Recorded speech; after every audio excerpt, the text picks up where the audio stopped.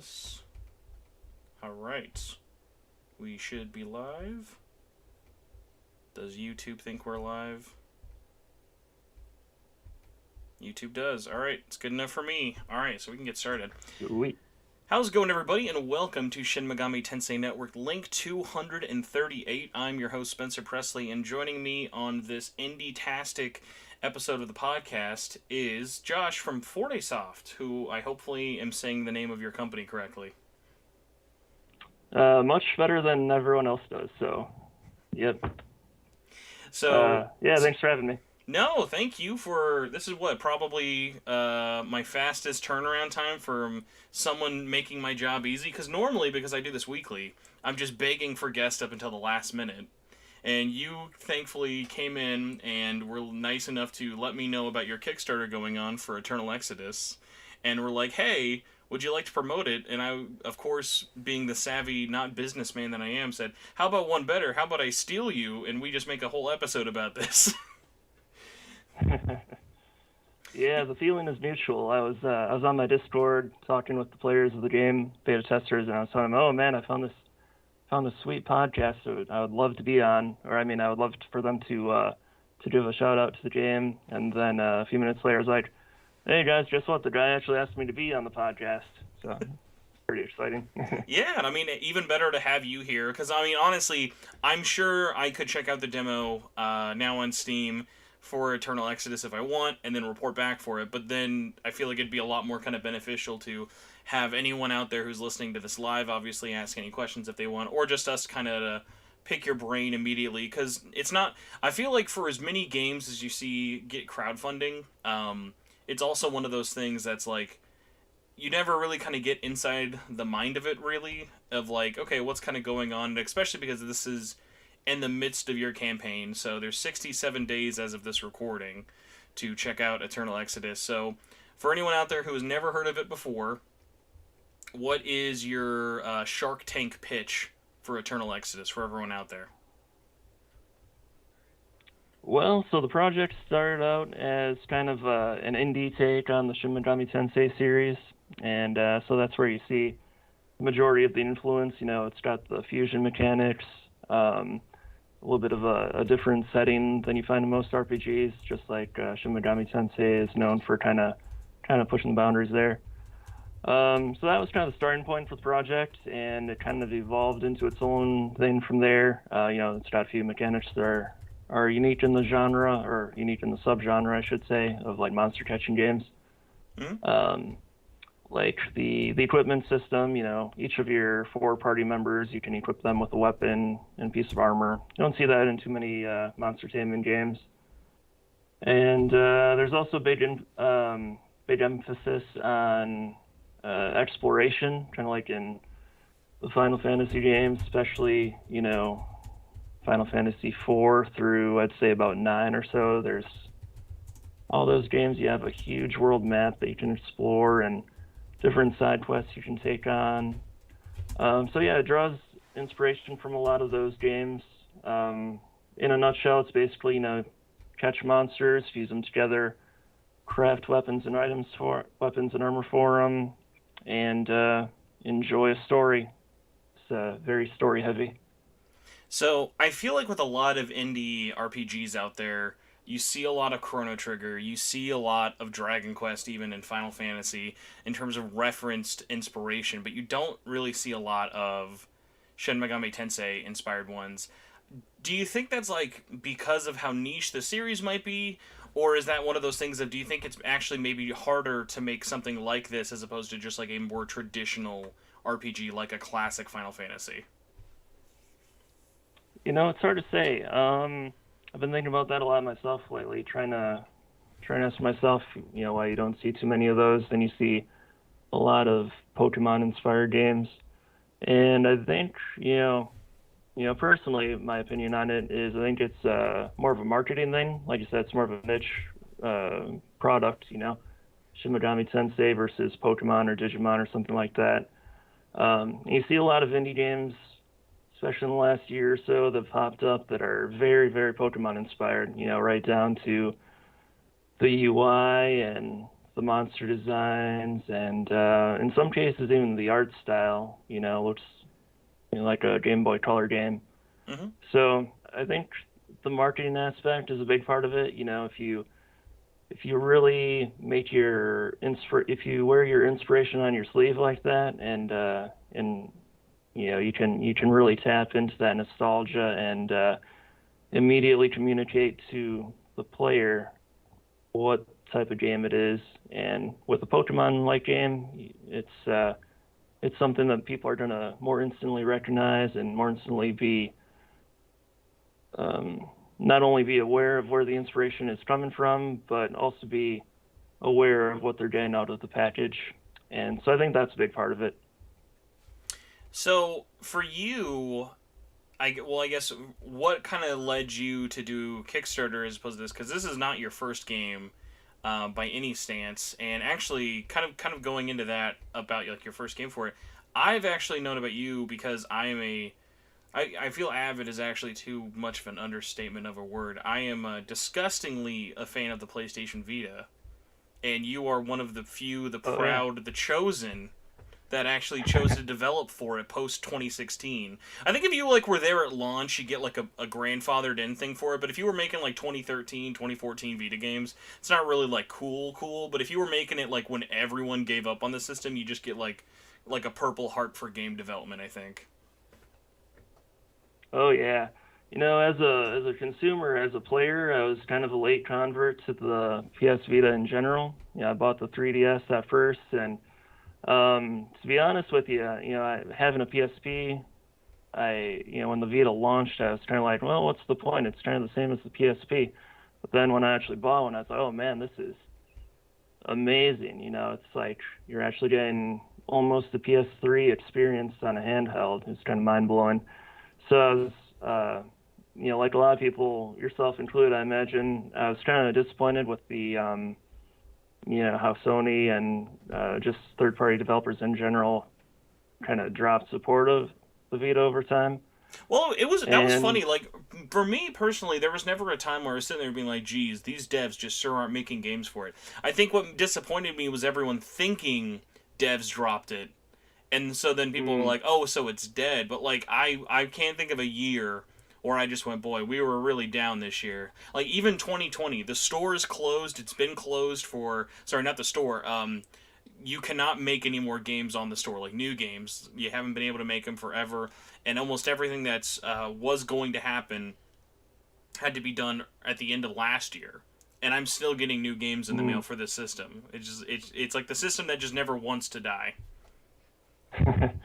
Yeah, the gift that keeps on giving. It's been, 9 years now? Actually, in December, it'll actually be a decade in Japan. Oh, wow. Huh. Yeah, it's pretty impressive that, even with, the lack of marketing support, that it's survived this long. But yeah, so I need to ask you this just because I was first aware of you with Emerald Shores on there. How did you get into wanting to make a game on the Vita, I have to ask? Because I think, if you just tell someone, oh, I want to make an indie game on PS4 or PC, that's okay, cool, I get it. There's a large market there, I want to do it. But, I always like to ask devs, what attracted you to making a game on the Vita, which is just going to be more expensive and harder to optimize?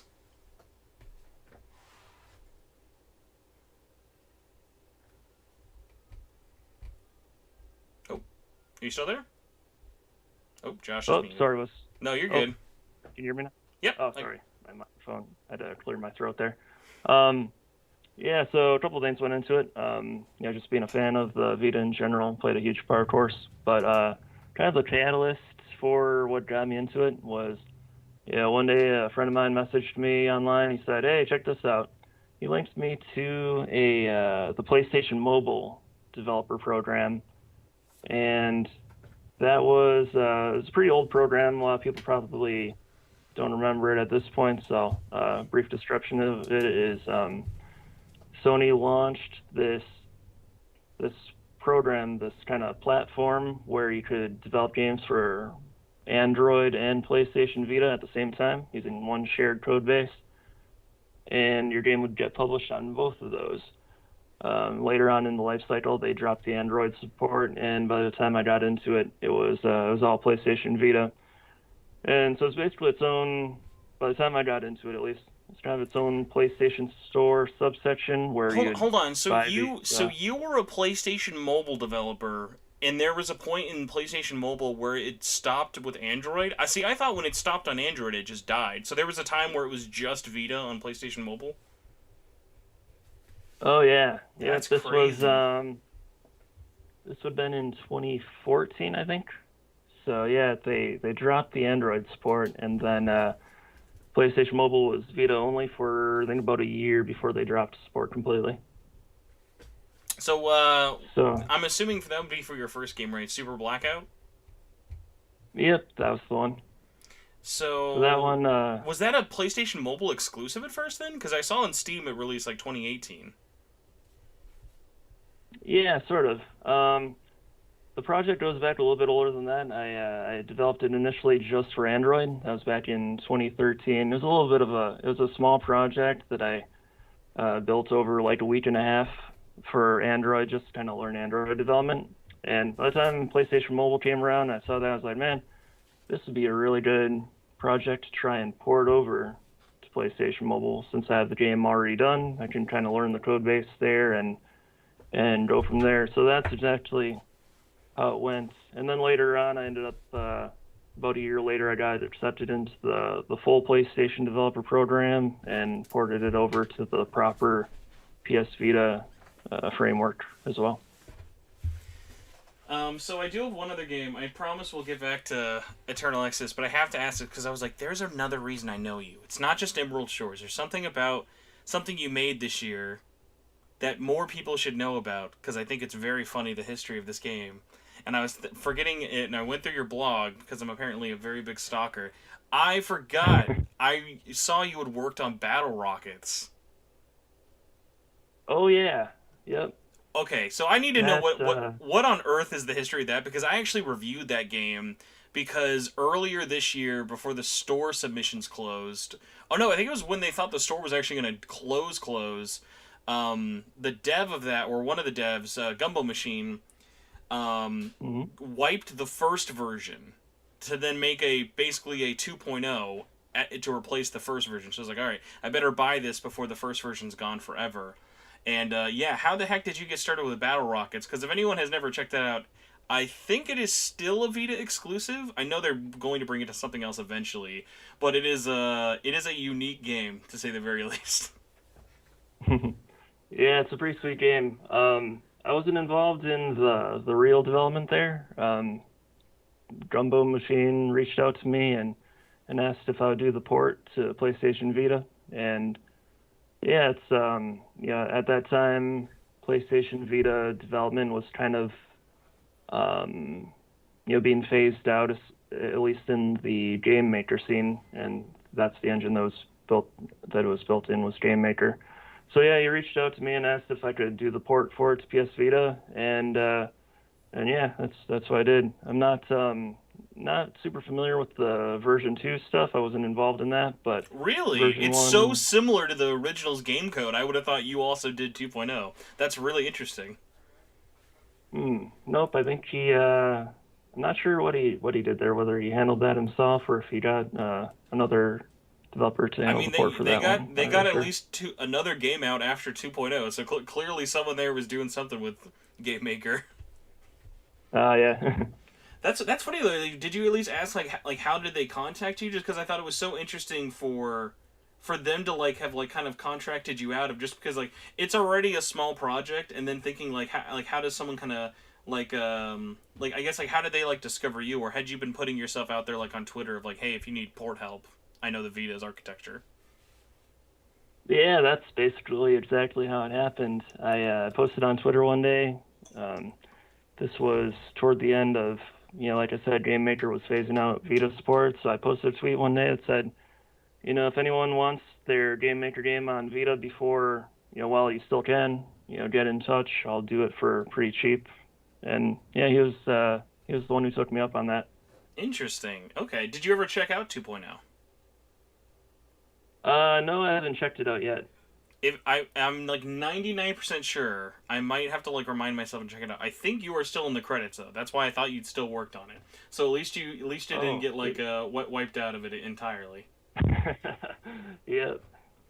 So this is a very last selfish question, but I have to ask this because the Vita is we have a couple, like I think we're in single digits now of like physical games left.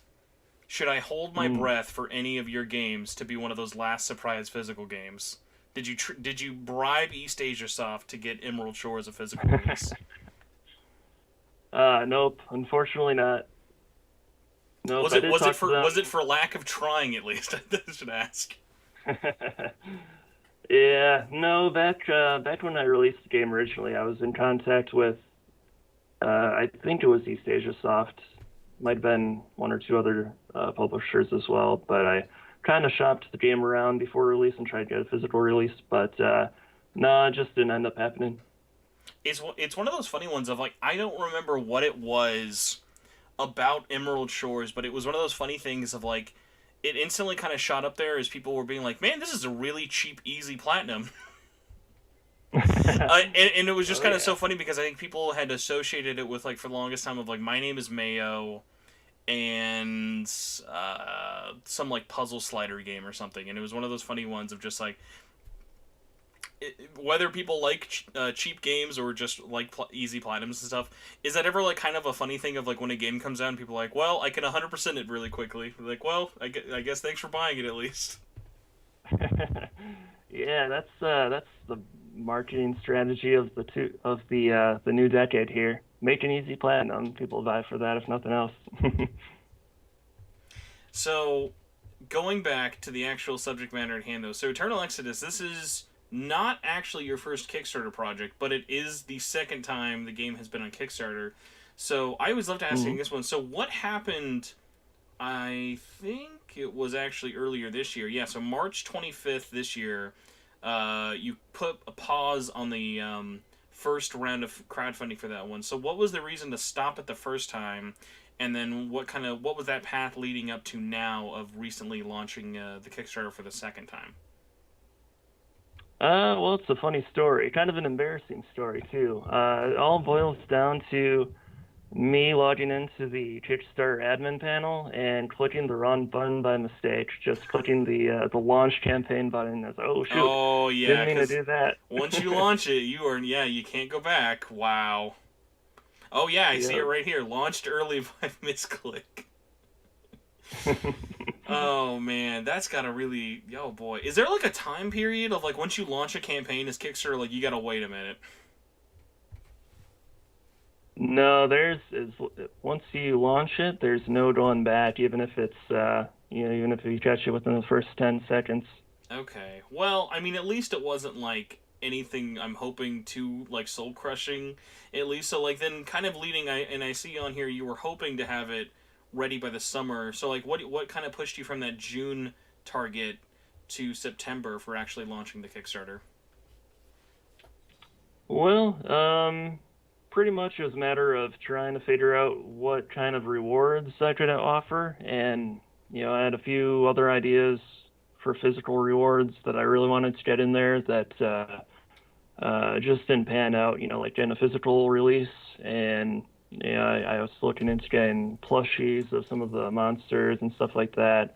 Some of that kind of stuff, just getting a production chain ready for it just wasn't happening. So yeah, I just kept pushing it back a little bit to try and find new ways of making certain things happen and finding alternatives. Like we got the world map poster in there as a backer reward and the soundtrack CD in there now.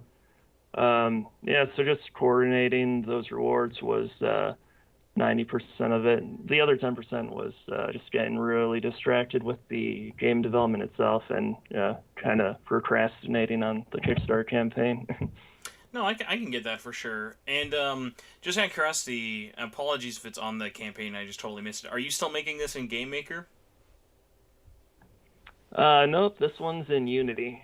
Oh, okay. I was actually just like recently talking to someone of like I think it's so interesting.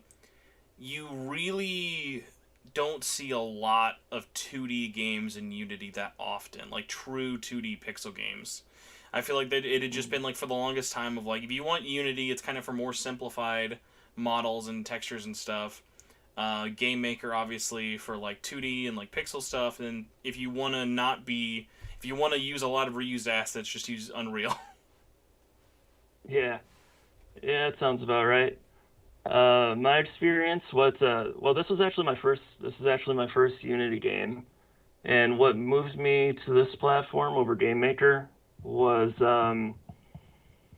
you know, Game Maker, once the project gets sufficiently complex, once you're dealing with, turn-based battle systems or, anything outside of,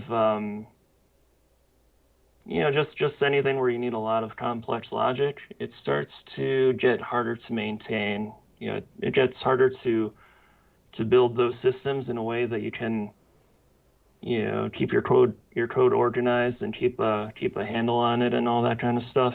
Mm-hmm. I've seen game developers do some pretty massive games in Game Maker. Like I'm pretty sure the Serial series was all in Game Maker. Oh my god, I was just gonna bring up, yeah, because Serialum is a very. There are two games I thought of when I looked at Eternal Exodus that I hope none of these are. I don't know. I always hope that there's never a game that like indie games being compared to other indie games of like, oh god, I hate that game. How could you think my game's like this? Have you ever heard of Dragon Fantasy? Dragon Fantasy. Oh yeah, that's the Muteki It's been a few game. years since I played that one. It has like Dragon Fantasy Book 1 or something. What was the full Yes. title there? Yeah, book one and then book two. Hilariously enough, they started as indie devs, and then one of them, I think, ended up opening Choice Provisions, which used to be, oh my god, I forget who it was, but that was the Bit Trip studio for the longest time, and Oh, they are now just are making it again as like a small team. I think like they might just do it as like a side thing, but yeah, they did book one and book two as like mobile games. Well, the first one was a mobile game, and then part of the Sony Pub Fund thing was for book two, and then they had to basically, well, not had to. I think they ended up just kind of making a updated director's cut version of the first two games, but in reverse. So the director's cut of two came out, and then director's cut of one came out like many years after. But no, wow. the art style and like the battle menus especially remind me a lot of Dragon Fantasy. Oh, yeah, I'll take that as a compliment. I really like that game. I never got around to playing Book 2, but Book 1, that was, I really enjoyed that one. But yeah, so Serialum is another one. I got into that as like a random. I saw it for a long time because I remember that was a weird one. I know that dev had a lot of hard time bringing it to the Vita, and just kind of like Mm. making that work in Game Maker alone was just really really tough and complicated. But it was really funny of like watching the first one out of nowhere kind of come out, and I got it physically through a limited run. I was like, oh, this is a really this is like a really solid like RPG and stuff, and then playing the sequel and then following like the Kickstarter for three. So yeah, that was like a funny one of like I don't know many people who are aware of Serialum, but it is one of those things of, like no, it's like it's a very solid for like what it's trying to do for monster catching. Oh, definitely. Yeah, that series has a huge cult following now, and a well-deserved one.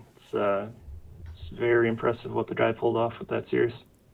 So just curious, was this kind of an idea you had had for a while? Just because obviously, if you look at your other games, there's not really a clear kind of trajectory to a monster taming RPG. So like, where did this idea kind of come from, and like, where do you feel like it's kind of evolved into?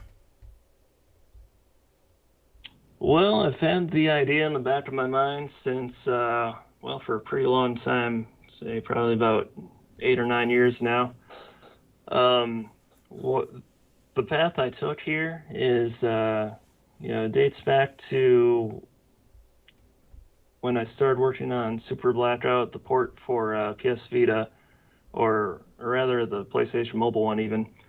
Um Back when I got accepted to the PS Mobile program, I decided, I'm gonna do a small game, and then I'm gonna do a medium-sized game, and then once I've got both of those down and have, proven to myself that I can commit to making a game of that size and actually going through and getting it all published and all that, then I'll take on an actual RPG. So yeah, the small game ended up being Super Blackout, medium-sized game Emerald Shores, and as soon as Emerald Shores was done, I think the very next day I sat down and started programming on Eternal Exodus. And like from the point of like kind of where you're at now, like when would you say you actually like started the project? Just because with your amount you've kind of put into already with the demo and the 2022 release date, I'm assuming you've worked on it for quite a while. Yeah, it's been a while. January 2019 is when I officially started real production on it, programming it and everything.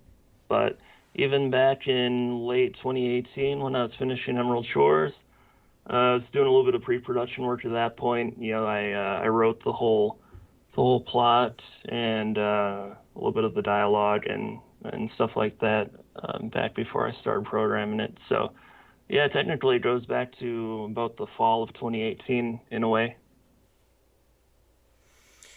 And another one with it, I'm surprised I actually haven't asked you this sooner for it. So, what is the team, if anything? So, who is working on the coding, the art, and the music? Like, how are you divvying it up with everyone? Well, I hired some artists for the pixel art and stuff.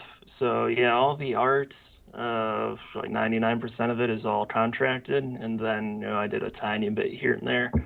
But aside from the art, everything else is all stuff that I did from the programming, design, the music. I was originally going to use asset packs for the music, but um, yeah, eventually I was like, man, I want to do this one song for this one particular part in the game myself because I wanted to evoke a really certain,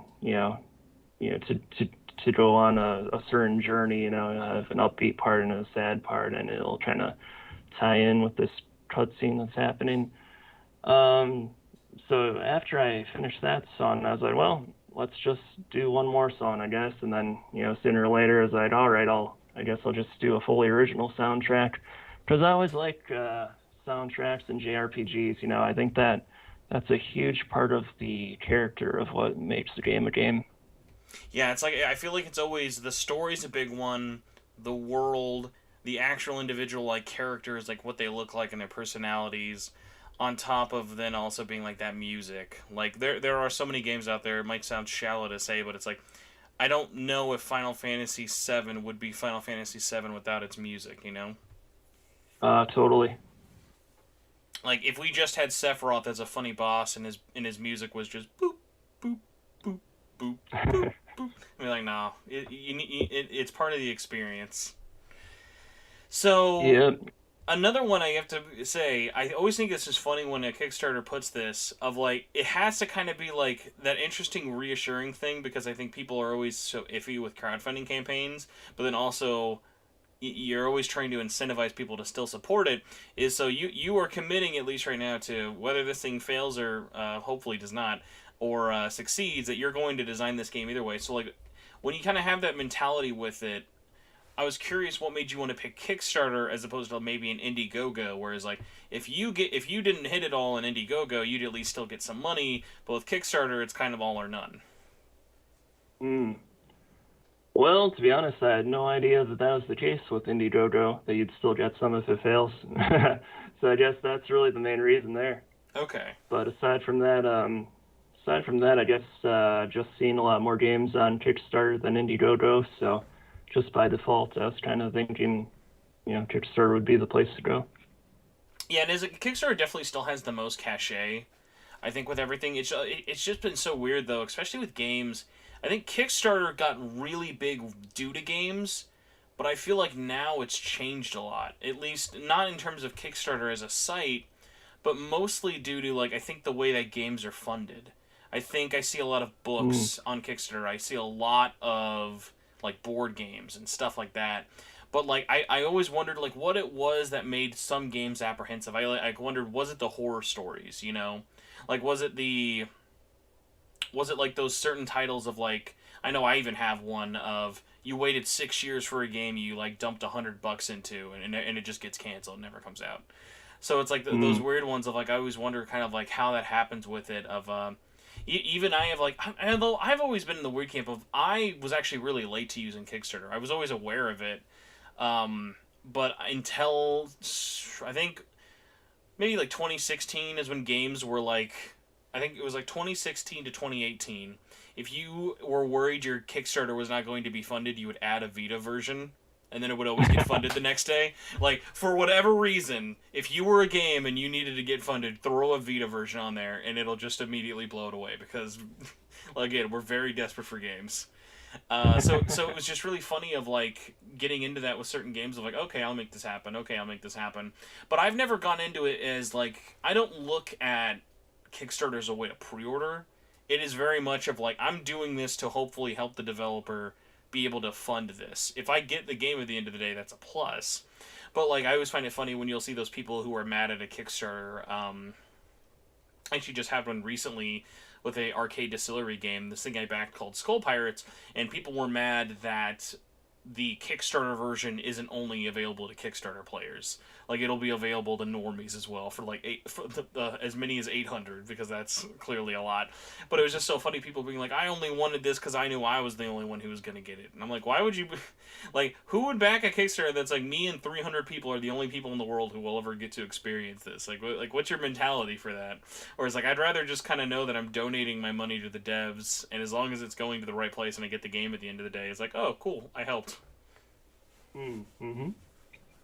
Yeah, my mentality on it was, like I put in the Kickstarter description there, I was kind of on the fence about doing a Kickstarter because, so far I've funded it out of pocket, all the art and the Japanese translation and stuff like that, a whole bunch of software I had to buy along the ways as well, kind of added up.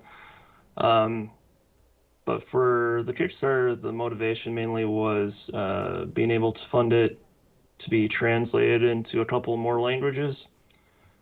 Which ones is kind of up in the air right now. I'm kind of aiming toward Chinese for one of them, and maybe Spanish. But yeah, that was the main motivator there. I wanted to add more languages, partially to just give more people the chance to play it, but also because the game has this pretty unique feature. There you can see in some of the screenshots at the bottom of the Kickstarter page where you can actually play in two languages at once. Yeah, which is very, very rare. Like, normally, you're lucky if you can get voice and subtitles are different, but not normally mixed. Yeah, for sure. I've over the years on and off, I've studied Japanese a little bit here and there, and part of that's been playing games in Japanese, and whenever I've played one, my vocabulary is so limited that I've had to, jump back and forth between a dictionary on my phone and the game itself, and just, swap my attention back and forth between the two. So I thought, it'd be really cool to just have the translations right there, and have the translation in such a small text that you're not gonna It's like immediately subtitles for the subtitles. Yeah, exactly. So you can kind of challenge yourself to try and read the game in the language that you're trying to learn, and then if you're having difficulty with one or two words, you can kind of divert your eyes down to the very bottom of the screen and see what the answer is, so to speak. Plus, I appreciate you for using katakana and not a bunch of kanji for your Japanese, so even dum-dums like me with very minimal knowledge can at least kind of read it. Yeah, that kanji is... Ooh, man. Yeah, it's like the funny thing of, like, you'll play a game like a Dragon Quest, if you've ever played a Japanese version. You're like, oh, Dragon Quest is a baby's game, like, or even Pokemon. Pokemon's a baby's game, like, it's gonna use baby language. Nope. Bunch of kanji. Whole bunch of kanji you're never going to see again in your life, just smack dab in the middle for all these moves. Yeah. Is Pokemon using kanji now? I remember playing Red and Blue, and it was all kana all the way through. Maybe they changed it over the years. It's gotten more. I remember, I forgot what I was playing. I was playing some DS one, and I'm assuming just because of like how much more complicated like the scripting and everything has been for it. It's just like, because like their choices basically in the earlier games, they weren't really telling a story, so it's very more simple. Whereas like now it's like I'm telling you like the plots and whatever's happening. It's a lot more than just we're bad guys, you fight us. There you go. Like for the cutscenes and stuff, I remember being like, okay, now they have to like actually complicate it a little bit. Yeah, Pokemon is growing up. So I saw you were looking on Twitter recently for not a localizer for your other languages. You were trying to do that yourself, but like a Asian publisher and stuff for that. Had you looked at anyone? Had you gotten any suggestions? What kind of got you like thinking about that? Because I mean, not only would a different publisher kind of help with that, I'm sure it would also probably be able to put some assets into actually funding the game, no less. Yeah, the motivation there was that I've, at least from what I've heard from other developers, is that publishing on consoles in Japan is a lot harder. That you need, that you really need the help of a real Japanese publisher to do it versus, publishing in the Americas and publishing in Europe. I've done that for my last game, Emerald Shores, and that was kind of the same process there. But yeah, that's kind of the motivation there is that I'm trying to have somebody help go through the submission process there, get it on all the digital stores, and make sure the storefront text is localized perfectly and all that kind of stuff. Had any companies kind of like stuck out to you, or like anyone you would like to work with if you had carte blanche? Yeah, I've been in talks a little bit with East Asia Soft, and that's kind of up in the air. Kind of depends on a couple of factors here. Mm-hmm. Can't go into too much detail there, but yeah, we'll see what happens there. Yeah, it was like the first two that kind of came to mind. Obviously, there's not a ton of Japanese publishers for like smaller games and stuff, but it was like them and 8-4, which is really funny because in my brain I always think of 8-4 for localizing, but I forget that they actually do publishing as well. They've not done a lot, but they do publish games as well in Japan and Asia. I'm 8-4, sure. 4, huh? Yeah, so if you're not sure of who they are, 8-4 have done the localization for stuff like Monster Hunter. I know they did Monster Hunter World. They basically published and localized all of Spelunky 1 and 2. Shovel Knight in Japan. Actually, Undertale is probably their biggest one. They actually have the publishing rights for Undertale physically in Japan, which is like, I'm sure, an absolute money hog. Yeah, definitely. Because I think like retail copies of Undertale were like $40 or $50 over there because Japan just has no has no bar for anything. It's like when you want to pick up a Final Fantasy game at launch, it's like 120. Oh man. Huh. So yeah, hopefully you end up getting to find like a publisher out there, because I'm glad there's at least kind of more of like a immediate worldwide focus. I feel like back in the day it used to be let's get the game out, like let's hope to get the game out and not be bankrupt by the end of it. Whereas now it's like, can we get the game out to as many places and as many people as possible, which I think has been really, really nice. One of the things I was really surprised about when I saw was your list of platforms. So I don't want to sound aggressive here, but I have to just, because I always see this sometimes, and I just go, what's going through this person's mind right now? I need you to tell me who from Microsoft said you need to put your game on Xbox One. Is this like a personal thing? Did you lose a bet? Like, I have nothing but love for the Xbox ecosystem, but it is one of those funny things of every developer I know has just had the worst luck with RPGs. Like, RPGs, for whatever reason, especially indie games, just really have a hard time landing on Xbox. Yeah, it's all kind of a personal choice there. I just figured, more platforms the better. Try and get into as many people's hands as possible, and maybe pick up that market of the 7 Xbox players who bought that one Shin Megami Tensei game back on the original Xbox, and they're just kind of picking through it, those hoping for another one. those SMT9s fans, we are hungry. We don't know when our port's coming, but we know it's coming eventually. I still haven't played that one. Is that a good one? It's great, but the problem is it is infamously difficult to emulate an Xbox. So unless you have an original hardware and played it on an OG Japanese Xbox like I did, it's hard to recommend because the emulation for it is completely just botched.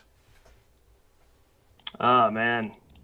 That's why I keep Yeah, I've thinking, like, seen. if Phil Spencer ever wanted like the most niche W ever, he would just be like, "Hey, we're bringing we're bringing Shin Megami Tensei to Xbox, and we're porting our old game none of you ever played." And I'm like, "All right." Yeah, bring that and Jet Set Radio Future to Oh the my Xbox gosh. One. All right. My game didn't actually make sense. Jet Set Radio Feature, I do not know why has not come. Like you're just sitting on money at that point. Like that game is so good. I can't believe they've not ported that. Yeah, that's I thought it would have happened after the Jet Set Radio port got on every single system in existence, but Yeah. no. That was like when Sega wanted us to think they were trying to be good about porting things, and they stopped after Jet Set. They did some really mediocre ports of like my gosh, why am I forgetting? Space Channel 5, 2. Not 1, but 2, because we can't have Michael Jackson. And then they were like, Mm. Sega Bass Fishing. And they were like, no one cares. Alright, Jet Set Radio. And then we gave them all of our money, and they went, goodbye. We're never making Dreamcast ports again. Actually, that's not true. For some reason, they lost a bet and had to port Shenmue 1 and 2 to systems. That's actually not a bad port. I like Shenmue 1 and 2 port, HD. Oh yeah. I would not have ever thought that they would make that a thing exist in the future we live in. So who knows? Maybe one day we'll get to a point where like Yakuza 19, the protagonist will have an original Xbox, and that's where they'll port him only to Yakuza as their Sega Xbox exclusive mini games. Oh yeah. That'll be a system seller right there.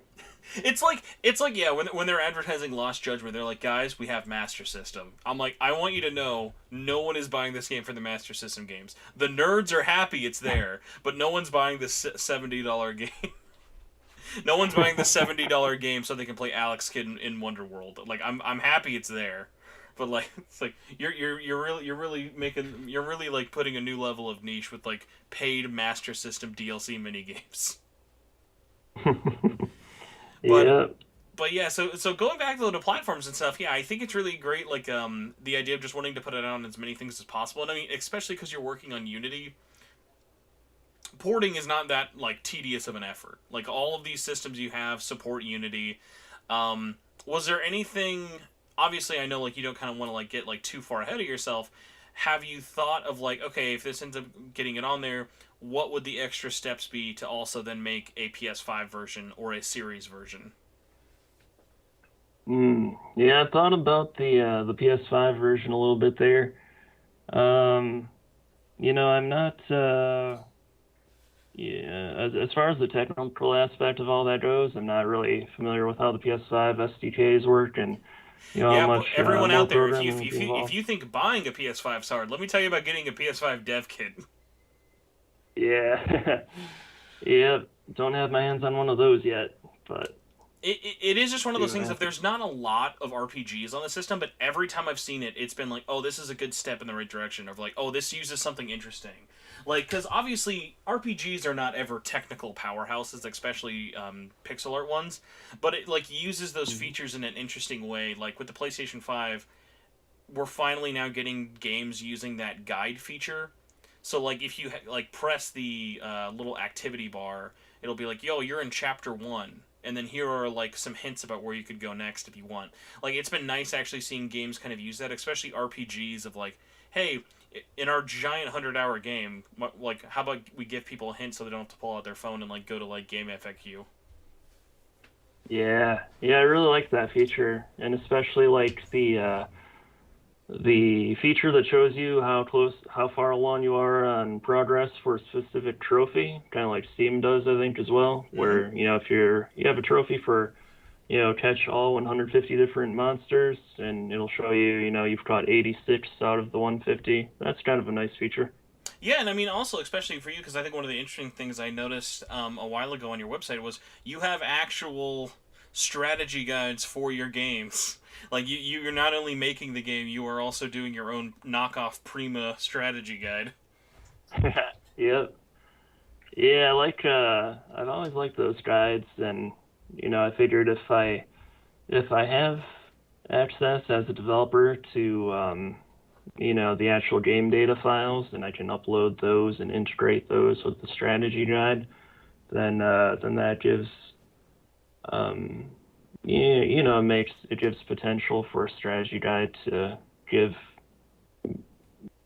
more detailed information than maybe somebody would be able to find just by playing the game over and over again and saying like, oh, let's see, this monster species can learn this spell at level 3 and this spell at level 4, and go through the meticulous process of figuring all that out. But if I can just upload the file and write a little web app that loads that data up and showcases it in a table form, stuff like that, it's kind of nice for the player, and maybe it gives a little bit of a marketing boost because then I have all this text on my website with all these kind of keywords and stuff. Maybe somebody's searching for something about an RPG, and they end up stumbling upon the strategy guide and become interested in the game that way. So there's a couple of different wins to it, I suppose.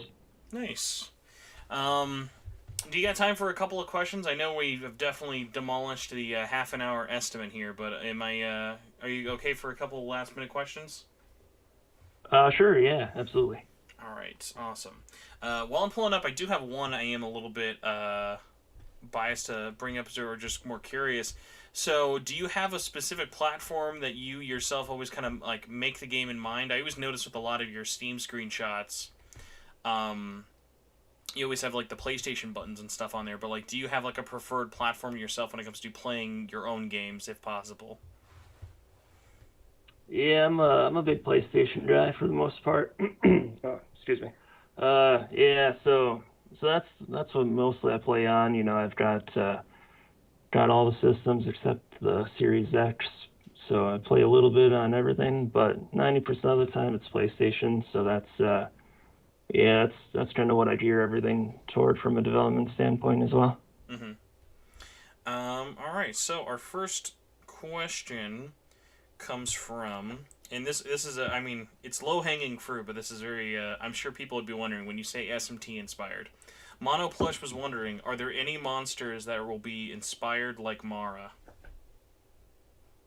Inspired like Mara? Yes, the definitely phallic looking green tentacle in Oh, a that one. chariot. Will there be any anatomy inspired monsters in Eternal Exodus? Not on the Nintendo Switch version. I'll say that much for sure. Let me Yeah. see here for this one is by Tell Me, who says, "Are you trying to release the game to be as far away from any other? They say Atlas games, but I'm just curious by any other similar RPGs. I feel like games like Monarch releasing in June and Demon Gaze releasing in December are kind of getting screwed because they're so close to Shin Megami Tensei 5." Yeah. I'm not, as far as timing the release window and everything, I'm not, I'll be definitely looking to see what other games are releasing around that time. Sometime between probably April and June is when this will be ready to go. So I'll definitely be looking to see, especially what other indies in the monster taming genre are going to be releasing at. Probably try and space things apart there. And definitely if Shin Megami Tensei 5 is announced to be on the same release date as mine, then we're bumping that back. I was gonna say like I forgot what else got announced for coming out in February. I don't know what is happening, but I feel like February of next year is when every game comes out. Like at least every AAA game is coming out in February, and I don't know why. Yeah, it's weird. I think usually people have always said like August is the best month to Well, release games in. I get it because it's like we have January is normally been a quiet one. Like I remember when Resident Evil 7 was a January game, and so was Monster Hunter. Everyone was like, "That's a weird month for a game," and there were big like successes in that sense. I legitimately think this is true at this point because no one has proven me wrong. I think the entire industry is so scared of Elden Ring releasing at the end of January. They're like, "Nope, we'll Oh, like I know Elden Ring is really popular, but like I cannot believe that it's literally made like almost every company has a game coming out in February. Like, it's got Horizon. Like, watch Breath of the Wild 2 somehow be a February game. We have a new Saints Row. The GTA stuff is rumored to be coming out there for it. Like, there are just so many games in February that it's like I think there's actually probably more games now scheduled for February than probably October of this year. And October already, like, this month is insane. Yep. Now, actually, Yeah, you that. are probably in your own unique hell, because I should have asked you this as as a indie dev. There's just never an actual good time to release an indie game, right? Like, when everyone's making fun of the Switch having 30 games releasing every day, there's never a day where you just go, all right, here we go, locked in. Gonna get it right next to Math Octopus 9 and Skateboarding Bird 6. Yeah, it's tough. There's something huge coming out every couple of weeks, no matter where you turn, and especially especially in this monster taming subgenre.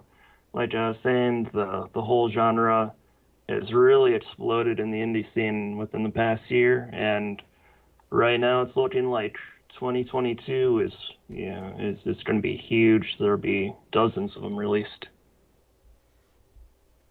So, like, with your previous games, did you ever really, like, kind of, like, have to think about, okay, when's going to be a time that makes sense, or had it always just kind of been like, let's push it out when it's ready?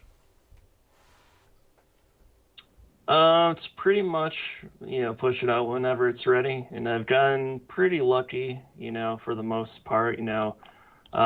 Super Blackout, I remember, I think Corpse Party 2 came out the same exact day, so it's a little bit of a, there's not really a huge overlap between puzzle players and those players. And then Emerald Shores, that was a tough one. I actually got matched up face to face on release day with a pony riding game. You can raise a pony and ride that. I hope it was BB and Tina. If it's BB and Tina, I'll be very happy. Oh no, what was that called? Stable something or other, like My Stable. Oh, my, yeah. I think that's it. I'm really sad that I know, like, all the dumb horse games on consoles. Because the best part is, people don't know this, they all look different. They are all actually made by the same people. Are they really? They are literally all made by the same company. Not always the same publisher, always the same developer. And it's just a reskin of the same game every time. It's just one guy who really, really loves horses. Or really likes that German money. Well, big German money for horses, apparently. Because those games are always, like, made and published and sell the most in Germany for some reason.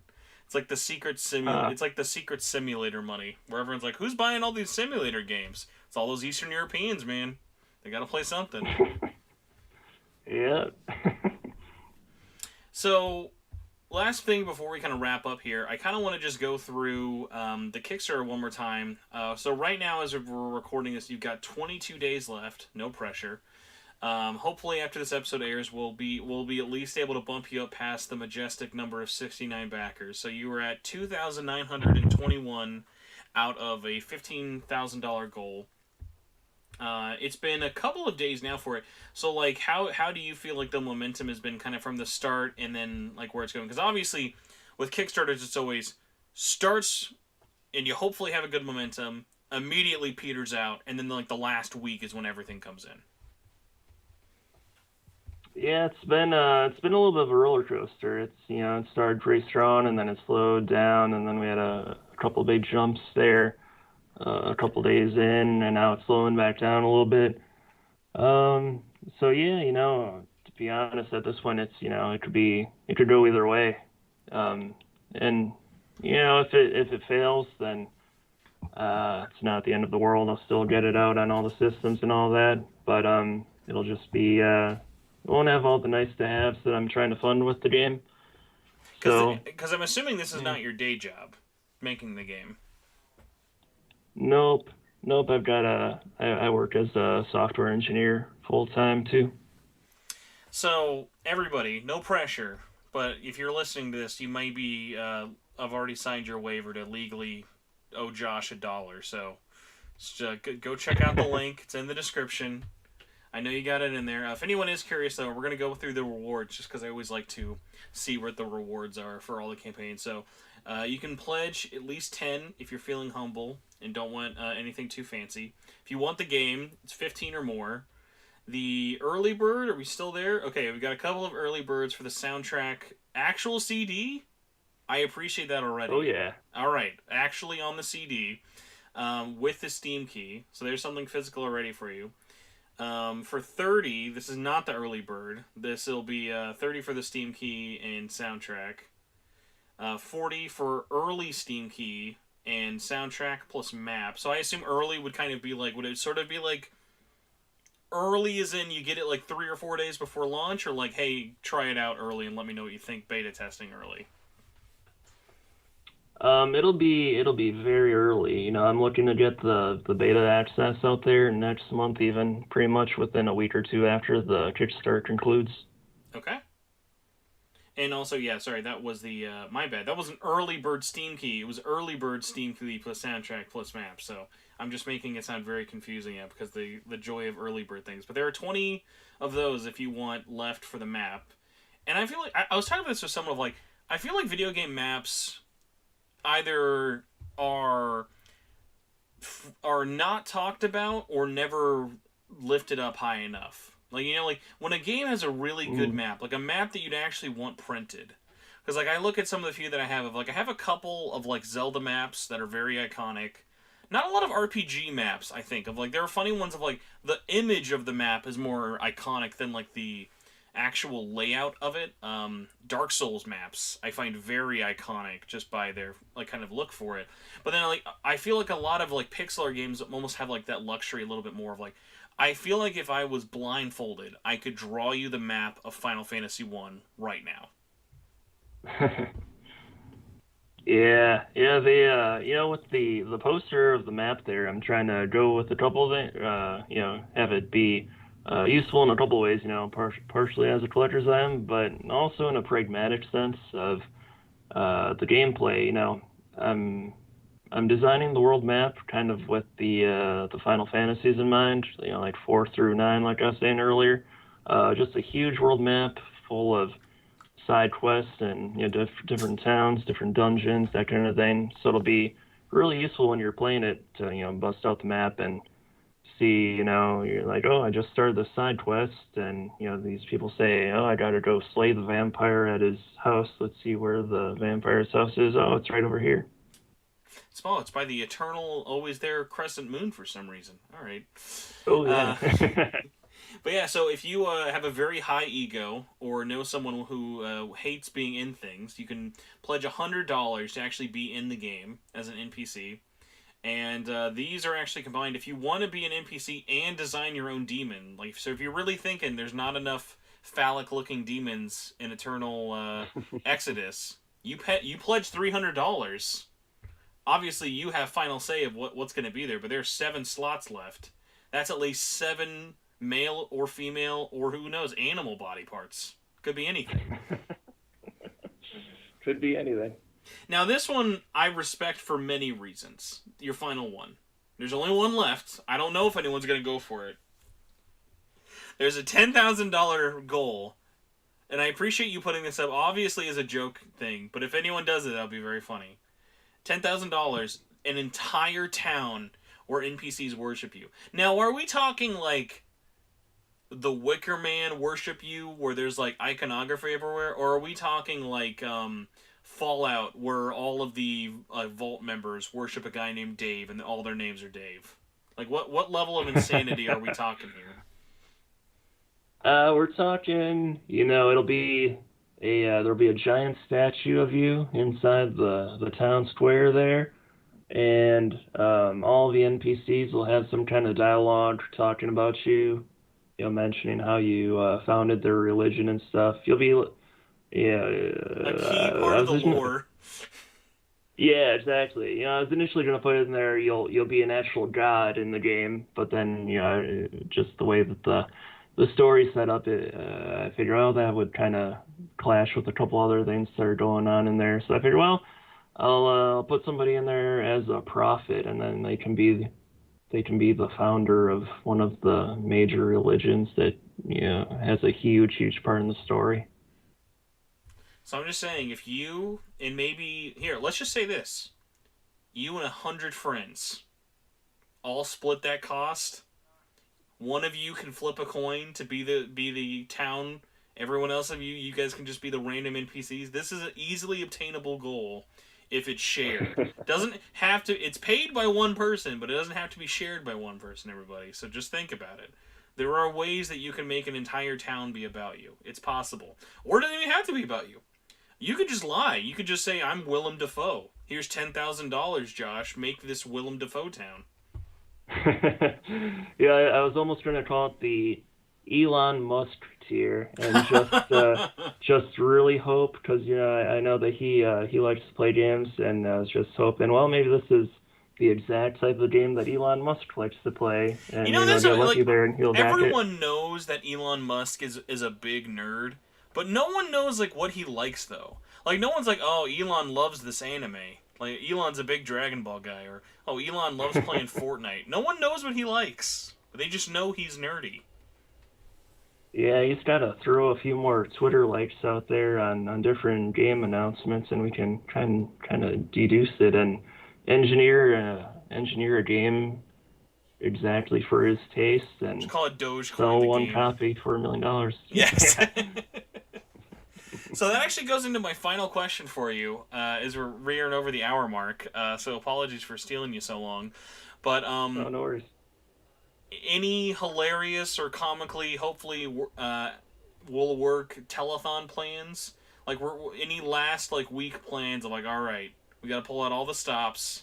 How are we gonna let the whole world know about Eternal Exodus? Like, have you thought of like any last ideas? Will you just be streaming with an IV hooked up to you for like 7 days straight? Like, what's the plan to really like ring it in home and let everyone know that, hey, this is your chance, everybody, don't blow it. Well, I'm gonna round up all my friends and have them donate plasma and donate that to Everybody, just Kickstarter. donate plasma, but don't give it to me. Just donate it through Kickstarter for legal reasons. Yep. But yeah, nothing really planned there. I guess we'll just see what happens. I would recommend, though, all jokes aside, everyone please check out in the show notes. It'll be the top thing if you want to support, or even just check out and share and annoy your friends and ask them to donate plasma for Eternal Exodus. Go check out the demo. There's a demo there. You can play it. This isn't some phony baloney PT game. Here, I'll say this. I know you won't because this isn't fair to you. This it already has more playable content than Abandoned. So if you guys are just dying for an Abandoned update, just play this and think, boy, that guy is, this is already definitely more than like a boot walking over some wood on my PS5. So enjoy it there. Obviously, it's only on PC. You can hook up any controller you want. You can pretend this is a Jaguar game. Just do whatever you need to while playing this demo. Also, I just realized we're at 68 backers. I don't want to assume that 68th backer was listening to this, but I'm gonna pretend they were. So if we can at least get at least 1 or 2 backers from this interview, I will be at least happy. Not because any of the money will be going towards us, but just because I love talking to developers and I love people coming together to make games happen and stuff. Especially, obviously, when I'm biased and it's in a genre I like. But Josh, I'm wishing you and everyone who was working on Eternal Exodus nothing but luck. So thank you for coming on and letting me ramble with you for way too long. Yeah, absolutely. Thank you very much for having me on, Spencer. Before we wrap up, where can people find you? Obviously, the Kickstarter will be linked below, but where can people check out you, your other games, and just whatever social media you have? Well, I have a couple websites there. There's eternalexodus.com. If you check that out, that'll give you all the links for the game itself. The Steam link, the Kickstarter link. Also, at the bottom there's a link to my company website, Fordesoft.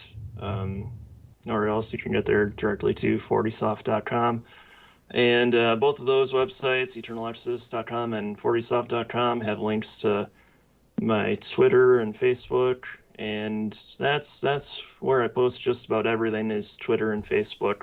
I do have a blog on Fordesoft.com too, but I kind of neglect that a little bit. So Twitter is the I place feel to like go. indie blogs being neglected is almost like par for the course of like it's great that it's there, but it is also definitely one of those things of you're going to be active for like a year and then forget it for 3.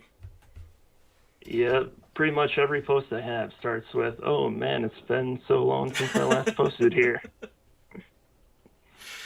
Oh my gosh. All right. Well, speaking of checking out things that are updated as regularly as humanly possible, this podcast is a weekly podcast, I promise, normally about Shin Megami Tensei and all things Atlas and Persona. You can check it out wherever you find podcasts. We're on YouTube, where we usually post all the live stuff, assuming YouTube wants to work for us.